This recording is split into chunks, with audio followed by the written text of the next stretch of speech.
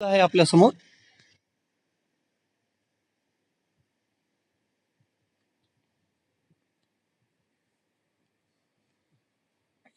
आठवा मुद्दा आपल्या समोर आहे. तो मुद्दा काय सांगते आपल्याला की अंकेक्षण व्यवसाय करणाऱ्या कोणत्याही व्यक्तीला अथवा सार्थालाच म्हणजे पार्टनरशिप फर्म, एक तर पर्सन किंवा पार्टनरशिप फर्म हे दोघच फक्त अंकेक्षण करू शकतात. एखादं प्रमंडळ, एखादी जॉईंट स्टॉक कंपनी दुसऱ्या कंपनीचं अंकेक्षण करू शकणार नाही. आणि तुम्ही जर सीएचं ऑफिस पाहिलं एखाद्या तर सीएच्या ऑफिसवर असं लिहिलेलं असते XYZ अँड कंपनी आणि खाली लिहिलं असते चार्टर्ड अकाउंटंट्स. म्हणजे ती फर्म असते, एक पार्टनरशिप फर्म किंवा व्यक्तीची फर्म. ठीक आहे. तर समामेलित संस्था म्हणजे कोण? Joint stock company, simply company. ते दुसऱ्यांचं अंकेक्षण करू शकत नाही. मग आता आपण येऊया इथं पारिश्रमिकावर. त्याला दिला जाणारा मेहनताना किंवा त्याचे पैसे, त्याचं मानधन. तर प्रमंडळाच्या अंकेक्षकाने प्रमंडळाला दिलेल्या सेवेच्या मोबदल्यात, म्हणजे अंकेक्षक जो कंपनीचं काम करते लेखे तपासण्याचं, त्याच्या बदल्यात त्याला जे काय मेहनताना किंवा पैसे दिले जातात त्याला अंकेक्षकाचं पारिश्रमिक किंवा रेम्युनरेशन असं आपण म्हणतो. या पारिश्रमिकामध्ये अंकेक्षण कार्याचा समावेश होतो असं नाही. तर अंकेक्षण कार्याव्यतिरिक्त तो इतर सेवा पण आपल्याला देत असतो. जसं समजा लेखे लिहिण्याची ट्रेनिंग देतोय तो आपल्या कर्मचाऱ्यांना, अकाउंट्स कसे लिहायचे, तर त्या कार्याबद्दल पण पैसे दिले तर ते पण त्याचं रेम्युनरेशन समजल्या जाईल.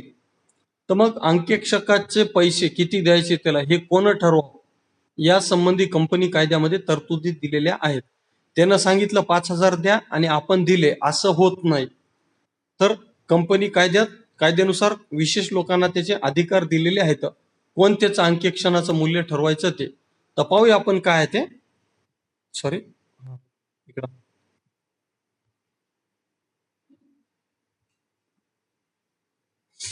एक मिनिट मी थोडस स्कॅन करायचं विसरलोय. Just wait about it.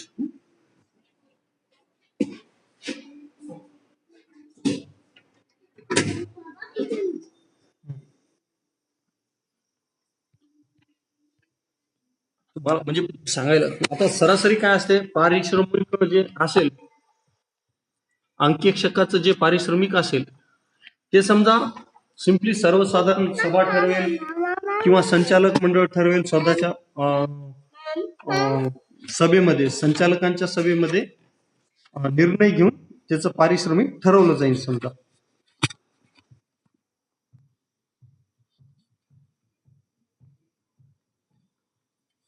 1 minute weight बेटा, आय एम बिझी.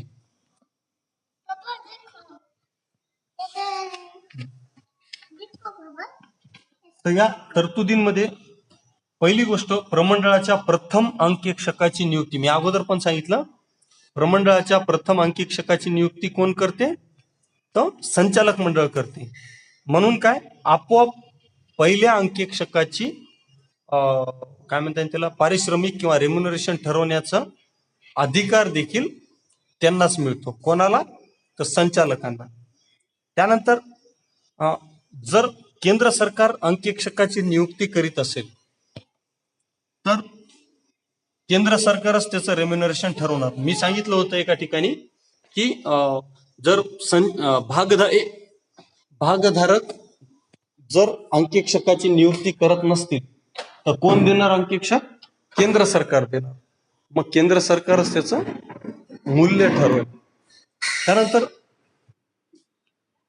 अजून 2 गोष्टी जर पाहायच्या झाल्या तर प्रमंडळाच्या सदस्य किंवा भागधारक, ज्याला म्हणतो आपण कंपनीचे भागधारक, ते आपल्या सभेमध्ये ठराव मंजूर करून अंकेक्षकाची रेम्युनरेशन ठरवतील. जसं नेमणुकी आहे त्याच पद्धतीनं त्याचं रेम्युनरेशन पण ठरवलं जाईल. म्हणजे ज्यानं नेमणूक केली तोच काय करणार, त्याचं पारिश्रमिक किंवा रेम्युनरेशन ठरवणार. भागधारकांनी नियुक्ती केली तर ते ठरवतील. या पद्धतीनं समजा पारिश्रमिक आहे. नंतर थोडस आपण पुढे जाऊया अंकेक्षकाच्या कर्तव्यांबद्दल. अंकेक्षकाचे अधिकार पण आपल्याला पाहायचे आणि अंकेक्षकाची कर्तव्य देखील आपल्याला पाहायची आहेत.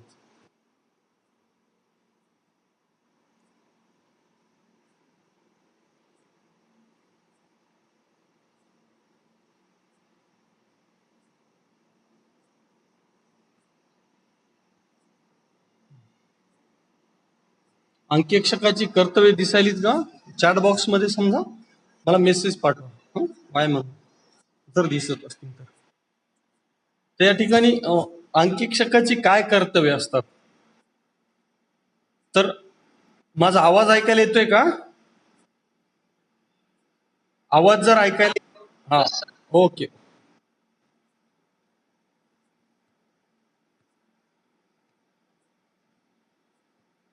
स्क्रीन दिसते ना? अंकेक्षकाची कर्तव्य दिसत आहेत का? ओके. हा, तर मग आता अंकेक्षकाचं काय काम राहते? पहिले तर आपण बरंच चर्चा केलेली आहे की लेखे तपासणे आणि ते बरोबर आहेत का नाही हे सांगणं अंकेक्षकाचं काम असते. तर मग या दोन बाबीला धरूनच त्याची कर्तव्ये निश्चित केली जातात. आता या ठिकाणी जर आपण पाहिलं समजा, तर ही थोडीशी जुन्या कंपनी कायद्यातली कलम आहेत. हे जुन्या कंपनी कायद्यातले कलम आहेत, तर याच्याबद्दल आपण बोलणार नाही आहोत. आपण सरळ सरळ कर्तव्यांबद्दल बोलू. तर मग काय कर्तव्य आहेत पाहू. पहिलं कर्तव्य या ठिकाणी सांगण्यात आले की प्रमंडळाच्या सदस्यांना अंकेक्षण कार्याचा अहवाल सादर करणे. आता प्रमंडळाचे सदस्य म्हणजे कोण? भागधारक. कंपनीचे भागधारक हे कंपनीचे मालक असतात, आपल्याला माहिती आहे. मग त्यानं एक शेअर घेतलेला असो नाही तर 1000 शेअर्स असो, ते कंपनीचे मालक असतात. मग आणि अंकेक्षकाची नियुक्ती पण सामान्य परिस्थितीत भागधारक करत असतात. मग अंकेक्षक जे काही लेखे तपासणार आहे त्याचा तो अहवाल तयार करेल. त्याला जे जे काही वाटेल लेखे तपासताना, लेखे चांगले आहेत, लेख्यांमध्ये घोटाळा झालेला आहे, अफरातफरी आहेत किंवा चुका नाहीत, या सगळ्या बाबी तो काय करणार? आपल्या अहवालामध्ये लिहिणार. लेख्यांबद्दलचं मत, कंपनीच्या आर्थिक व्यवहारांबद्दलचं मत, संपत्ती देयतांबद्दलचं मत तो कागदावर लिहिणार. त्याला अंकेक्षकाचा अहवाल असं म्हणतात. आणि तो अंकेक्षकाचा अहवाल तो काय करतो? भागधारकांच्या सर्वसाधारण सभेमध्ये सादर करतो. म्हणजे सगळे सर्वसाधारण सभेत कोण उपस्थित असतात? भागधारक. तर त्यांच्या समोर तो आपला अहवाल मांडतो. याचा अर्थ काय व्हायला की जे काही सत्य परिस्थिती असेल, खरं खोटं जे काही असेल कंपनीच्या व्यवहाराबद्दल, ते सर्व अंकेक्षकांना, भागधारकांना सांगितलं पाहिजे. तर प्रमंडळाच्या सदस्यांना अंकेक्षण कार्याचा अहवाल सादर करणे हे त्याचं पहिलं कर्तव्य.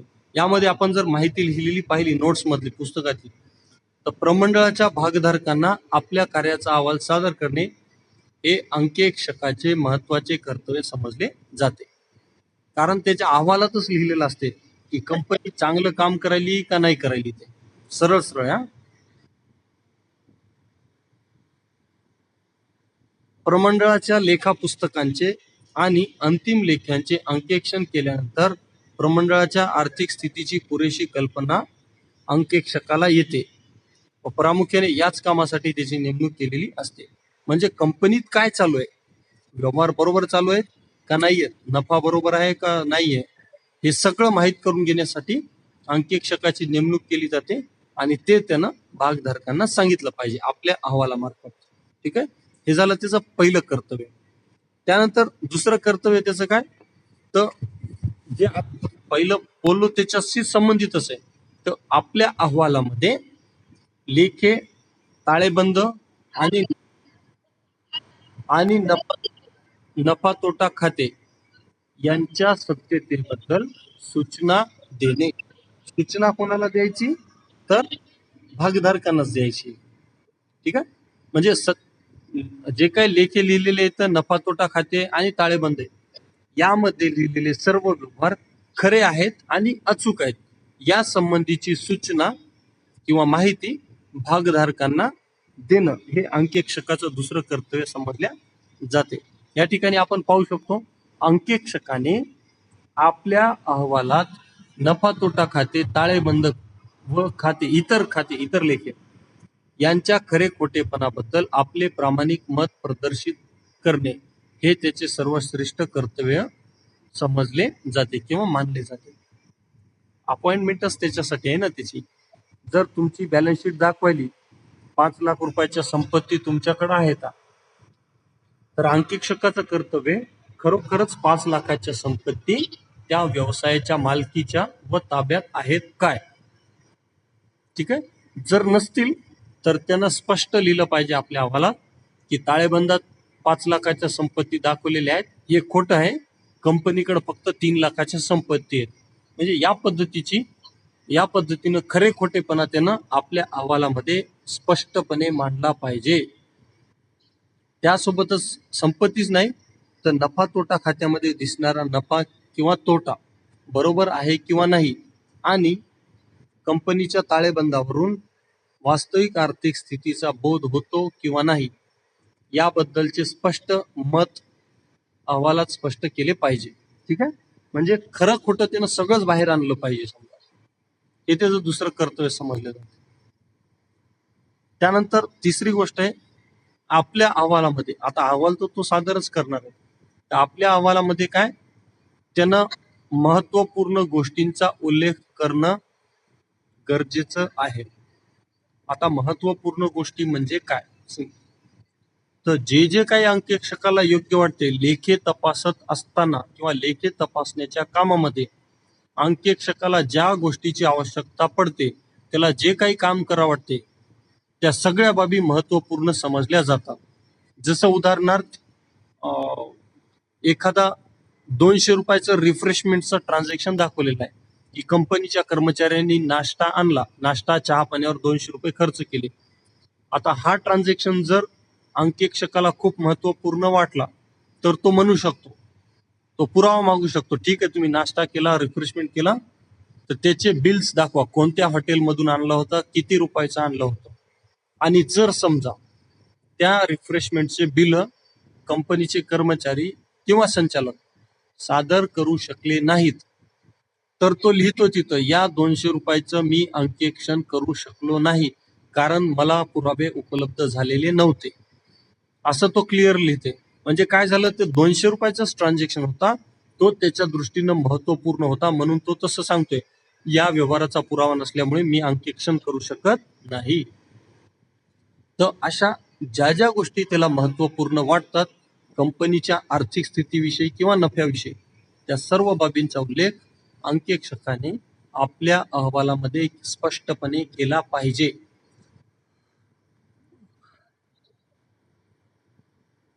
जसं मी सांगितलं तोच मुद्दा या ठिकाणी आहे बघा. अंकेक्षण कार्यासाठी आवश्यक असलेली सर्व माहिती व स्पष्टीकरणे आणि पुरावे त्याला मिळाले का नाही मिळाले याचा उल्लेख त्यांना अंकेक्षणात केला पाहिजे. समजा मी आता सांगितलं 200 रुपयाचा पुरावा मिळाला नाही, असं तो लिहिणारच त्याला नाही मिळाला तर, परंतु जर कंपनीच्या कर्मचाऱ्यांनी प्रत्येक व्यवहाराचा पुरावा, योग्य आणि अचूक पुरावा अंकेक्षकासमोर सादर केला तर तसं देखील त्यानं लिहिलं पाहिजे. किंबहुना तो लिहित असतो की कंपनीच्या कर्मचाऱ्यांकडे ज्या व्यवहारांबद्दल पुराव्यांची मागणी करण्यात आली त्या व्यवहारांचे सर्व पुरावे नियमितपणे योग्य वेळेत कर्मचाऱ्यांनी सादर केले, यावरून ते व्यवहार खरे आहेत आणि योग्यपणे नोंदविले, असं तो आपलं मत अहवालामध्ये नोंदवितो. तर काय, हे अमुद्दा तोच आहे बघा, अंकेक्षण कार्यासाठी आवश्यक असलेली सर्व माहिती स्पष्टीकरण त्याला मिळाले किंवा नाही मिळाले, मिळाले असेल तर मिळाले लिहील, नाही मिळालं तर नाही लिहिणार. ठीक आहे. तर ही पहिली बाब त्यानं नमूद केली पाहिजे, हे त्याचं कर्तव्य आहे. हा, त्यानंतर दुसरा मुद्दा या ठिकाणी, प्रमंडळ अधिनियमानुसार आवश्यक असलेली सर्व लेखा पुस्तके प्रमंडळाने ठेवली आहेत किंवा नाहीत, हे सुद्धा अंकेक्षकाला तपासावं लागते. मग कोणते लेखा पुस्तके, तर ताळेबंद आहे, ट्रायल बॅलन्स आहे, प्रॉफिट अँड लॉस अकाउंट आहे, जे कोणते ठरवून दिले. त्यानंतर इतर दस्तऐवज जे असतात, इतर दस्तऐवजांमध्ये भागधारकांची नोंदवही असते. तर भागधारकांची नोंदवही पण कंपनीला ठेवावी लागते. ठेवली नसेल तर अंकेक्षक सांगेल हे तुम्ही चुकीचं करताय आणि त्याची नोंद तो आपल्या अहवालामध्ये करेल. तर या कायद्यानुसार जे जे काही आवश्यक दस्तऐवज आहेत ते कंपनीनं तयार केलेत किंवा नाही केलेत याची माहिती अंकेक्षकानं जरूर घेतली पाहिजे आणि ते भागधारकांना देखील त्यानं सांगितलं पाहिजे. त्यानंतर तिसरा मुद्दा आहे, अंकेक्षकाने प्रमंडळाच्या ज्या शाखांच्या लेख्यांचे अंकेक्षण केलेले नाही त्या शाखांकडून सर्व त्या सूची प्राप्त झाल्यात किंवा कसे. म्हणजे कंपनीच्या वेगवेगळ्या ठिकाणी शाखा आहेत, तर त्या शाखांचं लेखापरीक्षण करत असताना तिथले सगळे अकाउंट अंकेक्षकाला द्यावे लागतात. ठीक आहे. परंतु एखाद्या शाखेचं अंकेक्षण करणं त्याला शक्य नसेल, लांब आहे खूप जास्त शाखा, तर तिथं जाऊन करणं शक्य नसेल त्याला तिथलं अंकेक्षण, तर तो काय करेल, इम्पॉर्टंट डॉक्युमेंट्स, लेख्यांची यादी, त्यांच्या बेरजा, बॅलन्सेस अशी माहिती मागवेल. लेख्यांच्या याद्या, त्यांचे बॅलन्सेस, तेरीस पत्रक अशी महत्वाची माहिती तो तिथून मागवेल आणि त्यानुसार तो अंकेक्षण करेल. जर प्राप्त झाल्या अशा सर्व सूचना किंवा माहिती तर तो कंपनीचा व्यवहार चांगला आहे म्हणेल आणि याद्या किंवा माहिती प्राप्त नाही झाली तर तो सांगेल कंपनीचा व्यवहार बरोबर नाही म्हणून. ठीक आहे. तर असं त्यानं कोणत्याही बाबी ज्या ज्या त्याला लेखा परीक्षणासाठी योग्य वाटतात त्या सर्व बाबींबद्दल त्यानं आपलं मत व्यक्त केलं पाहिजे. त्यानंतर चौथा मुद्दा आहे, प्रमंडळाचे ताळेबंद आणि नफा तोटा खाते प्रमंडळाच्या लेखा पुस्तकांवरून योग्य पद्धतीने तयार केलेले आहेत किंवा नाहीत, हा महत्वाचा मुद्दा आहे. म्हणजे शेड्यूल 4 मध्ये जुना जो कंपनीज ऍक्ट होता 1956 चा, त्याच्या शेड्यूल 4 का शेड्यूल 6 मध्ये एक कलमामध्ये ठरवून दिलेलं होतं. सिम्पली सांगतो, मला आठवत नाही, म्हणजे कन्फ्युजन आहे थोडं, चौथा आहे का सहावा आहे ते, पार्ट बी रूल 4 असं काहीतरी येते. तर नियमामध्ये कायद्यात ताळेबंदाचं प्रारूप तयार करून दिलेलं होतं आणि नफा तोटा खात्याचं पण, तर त्याच फॉर्मॅटमध्ये ते तयार करावं लागते. तर मग अशा पद्धतीनं ते प्रारूपानुसार दोन्ही स्टेटमेंट तयार केलेत का नाही तयार केलेत हे अंकेक्षकानं सांगितलं पाहिजे आणि लेखा पुस्तकावर म्हणजे जे इतर एक एक लेखे असतात त्याच्या सहाय्यानं अंतिम लेखे तयार केलेत किंवा कसे हे अंकेक्षकानं सांगितलं पाहिजे. त्यानंतर म्हणजे एक मशिनरीचं खातं आहे, ते बॅलन्स दाखवते 10 लाख रुपये, तर बॅलन्स शीट मध्ये पण मशिनरी किती लाख रुपये दिसली पाहिजे, 10 लाख रुपयाची. जर त्यामध्ये व्हेरिएशन असेल किंवा फरक असेल तर तो फरक अंकेक्षकानं भागधारकांसमोर मांडला पाहिजे. आणि जर नसेल फरक, म्हणजे दोन्हीकडे 10 लाख दिसते, तर तसं देखील त्यानं स्पष्टपणे सांगितलं पाहिजे. सर्व लेख्यांमधील रक्कमा आणि बॅलन्स शीट मधील नफा तोटा खात्यातील रक्कमा सारख्याच आहेत, त्यामध्ये कुठलाही घोळ किंवा चुका नाहीये, असं त्यानं मत मांडलं पाहिजे. त्यानंतर पाचवा मुद्दा या ठिकाणी, प्रमंडळाच्या शाखांचे अंकेक्षण अन्य व्यक्तीने केलेले असेल तर त्या दुसऱ्या अंकेक्षकाकडून मिळालेल्या अहवालाचा उपयोग कसा केला. म्हणजे समजा कंपनीचे वेगवेगळ्या ठिकाणी कार्यालय आहेत आणि वेगवेगळ्या ठिकाणचे लेखा पुस्तकं वेगवेगळे अंकेक्षक तपासत आहेत, परंतु हेडक्वार्टरसाठी किंवा मुख्य कार्यालयासाठी एक अंकेक्षक असेल तर तो अंकेक्षक काय करणार, सगळ्यांचे दुसऱ्या लोकांचे अहवाल जमा करणार शाखांच्या अंकेक्षकांचे आणि त्यावरून अंतिम अंकेक्षण करणार व्यवसायाचा. तर त्या सगळ्या लोकांनी दिलेले अंकेक्षण अहवाल अचूक होते किंवा नाही, ते बरोबर होते का नाही आणि त्यांचा वापर कसा केला आपण ते देखील अंकेक्षकाला सांगावं लागेल.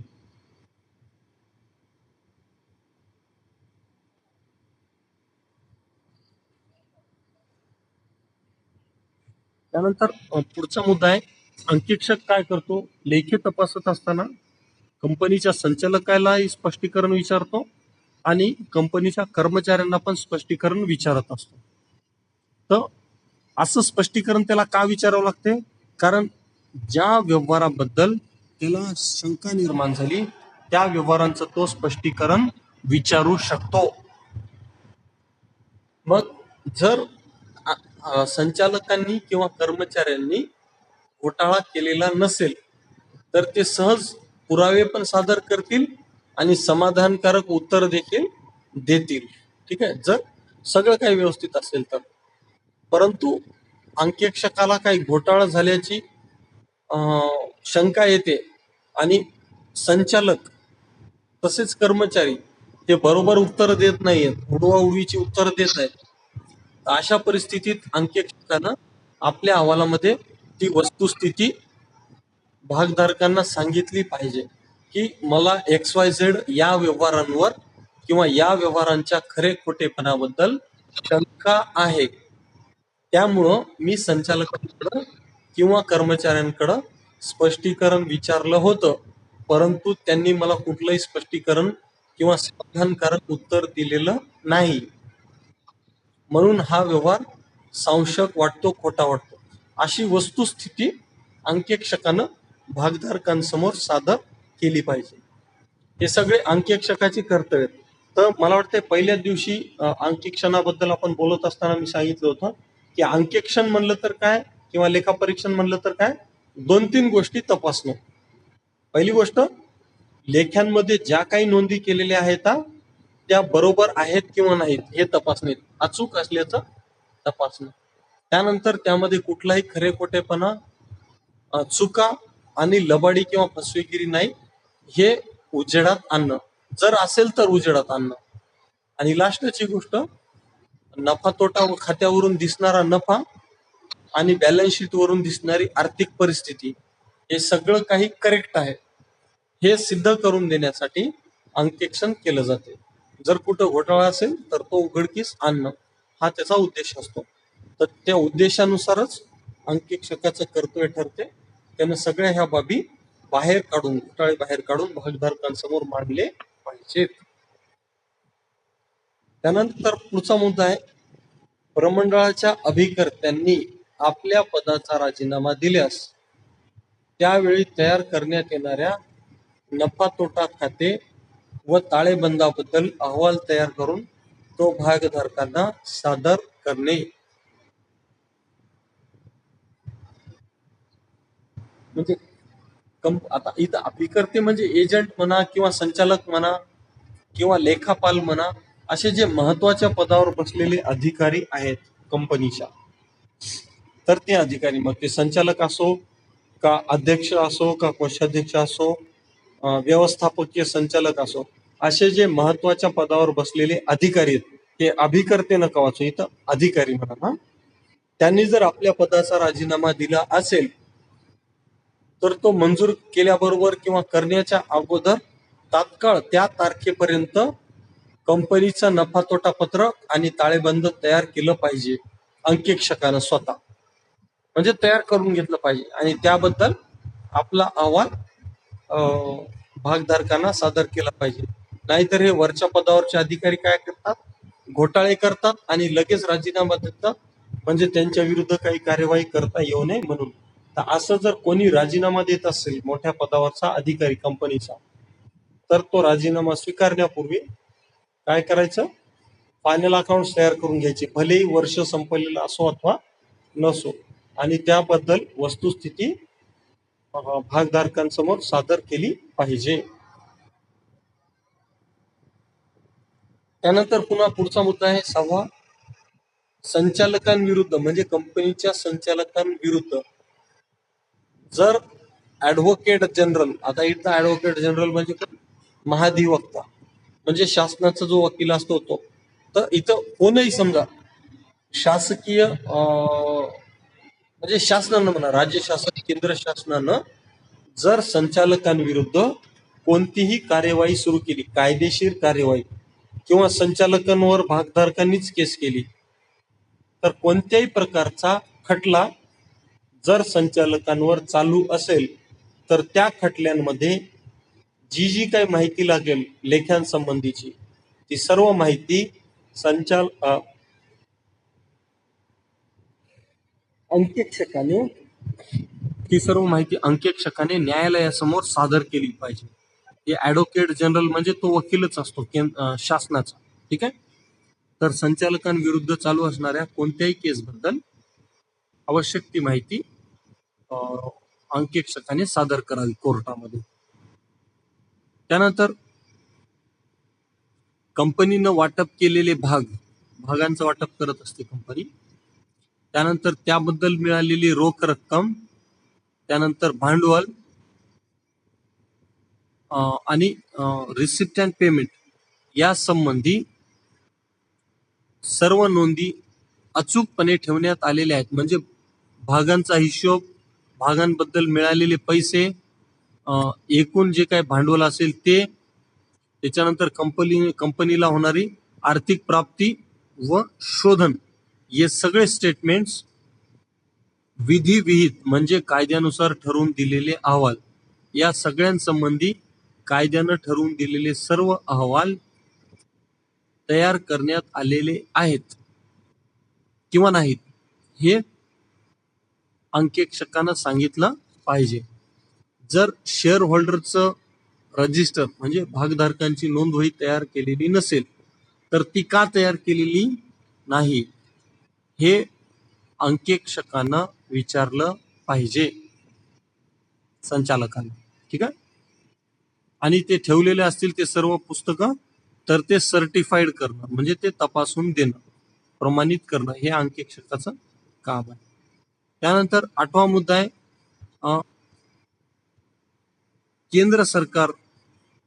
केंद्र सरकारने प्रमंडळाच्या कारभाराची चौकशी करण्यासाठी निरीक्षकाची नियुक्ती केली असेल. निरीक्षकाची म्हणजे कोणती तुमच्या कंपनीनं घोटाळा केला आणि त्याची चौकशी केंद्र सरकार करत आहे, घोटाळ्याची चौकशी. मग ते कोणी करो, समजा ते निरीक्षक करो नाही तर अजून कोणी करो. ठीक आहे. तर त्या चौकशी करणाऱ्या अधिकाऱ्यांना म्हणजे निरीक्षकांना आवश्यक असणारी सर्व माहिती अंकेक्षकाने दिली पाहिजे आणि त्या चौकशी करणाऱ्या अधिकाऱ्यांना म्हणजे निरीक्षकाला मदत करणे हे अंकेक्षकाचं कर्तव्य आहे. चौकशीमध्ये सहकार्य करणं अंकेक्षकाचं कर्तव्य आहे. त्यानंतर 8वा मुद्दा आहे कंपनीचे संचालक किंवा अन्य अधिकारी यांच्या विरुद्ध केंद्र सरकारने कारवाई सुरू केली असल्यास व अंकेक्षक अशा कारवाईचा पक्ष नसल्यास, म्हणजे शासनानं संचालकांविरुद्ध किंवा इतर कोणत्याही अधिकाऱ्याविरुद्ध काही कारवाई केली असेल तर त्या कारवाईत सुद्धा अंकेक्षकाने केंद्र सरकारला आवश्यक असलेली सर्व माहिती पुरवली पाहिजे, लेख्यांबद्दलची, कंपनीच्या आर्थिक व्यवहारांबद्दलची. जर त्याच्यावर सुद्धा कारवाई होत नसेल तर फक्त नाही, तर काही प्रकरण असे पण आहे की कंपनीच्या अंकेक्षकाचीच चौकशी होते, त्यालाच अटक करण्यात येते. तर अशी कारवाई त्याच्यावर सुरू नसेल तर त्यानं शासनाला लागणारी सर्व माहिती प्रोव्हाइड केली पाहिजे. हे सुद्धा त्याचं एक प्रकारचं कर्तव्य आहे.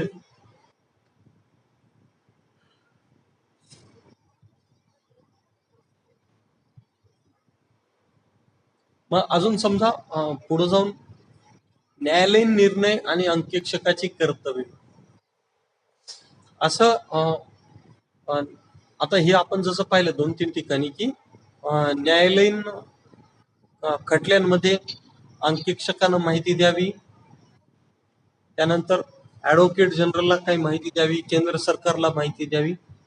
तसंच न्यायालयीन खटला जर चालू असेल तर त्या ठिकाणी देखील अंकेक्षकाचं मोठ्या प्रमाणात काम असते. समजा भागधारकांमध्ये वाद सुरू आहेत किंवा संचालकांमध्ये वाद सुरू आहेत आणि ते प्रकरण न्यायालयात गेलेलं असेल तर त्या प्रकरणात अंकेक्षकाला साक्ष द्यावी लागते, काही दस्तऐवज सादर करावे लागतात. तर त्यानं न्यायालयाला देखील पूर्णतः सहकार्य केलं पाहिजे. कोण्या प्रकारे सहकार्य केलं पाहिजे ते पाहू आपण.